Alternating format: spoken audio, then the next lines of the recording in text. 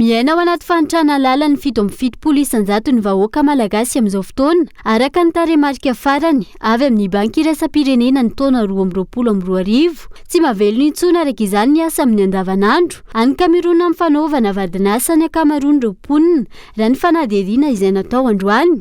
Isan'izany ny Fiompiana kisoa izay isany miantoka ny tahirim-bola hiatrehana ny fidiran'ny mpianatra ho an'ireo ray aman-dreny raha ny fanazavana. Raha tsisy an'ilay Fiompiana aloha dia tsy vita ny fidiran'ny mpianatra sy mikaikiana rehetrarehetra.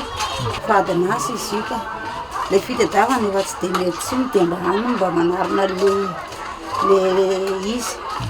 Tena mahavonjy tokoa ilay izy. Ohatra hoe teraka zao ny kisoa dia rehefa izay zana-kisoa zany no tena voaka nefa izay tsy dia manatavy fa mampiteraka.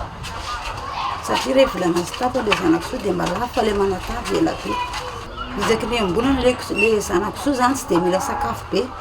Fa vao mianatra mihinana kely hoe rehefa volana sy tapany dia afaka amidinao ilay izy. Ny mahomby moa tsy dia misy fa mba rehefa misy fipisana kely eo dia izay. Na eo azy izany, misedra olana ireo mpiompy no ny fiakarany vidin'ireo sakafom-biby eny anivon'ireo toeram-pivarotana.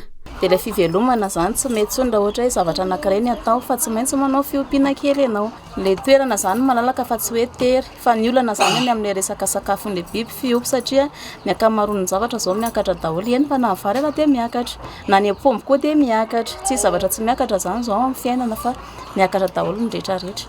Mieritreritra ianao hoe hanitatra ny lizy zany izay dia nefa ilay izy miankina amin'ny volam-pelantanana ihany koa ny ahafahana manitatra sy ny tsy manitatra an'ilay izy. Manavitra ihany izy aloha raha ohatra ka hoe araka ianao zany ny sakafony fa rehefa tsy araka ny sakafo dia efa tiantoka satria raha vao ohatra izy zany ka hoe tsy ampy ilay sakafony dia tsy mitombo ny habeany, tsy mitombo ny lanjany fa tiantoka ho anao indray ary ilay izy ao anatin'izay. Tsy ahivana, nanambara tamin'ny fomba ofisialy ny filoha Andry Rajoelina ny volana janoary lasa teo nandritra ny fanokafana ny tombo amin'ilay kazo tany Vatomandry fa tsatra ny fananganana ireo foto-drafitr'asa ary ifantoka amin'ny fiahiana sy ny fanatsarana ny sosialim-ponina ireo ministera sy isan-tokony.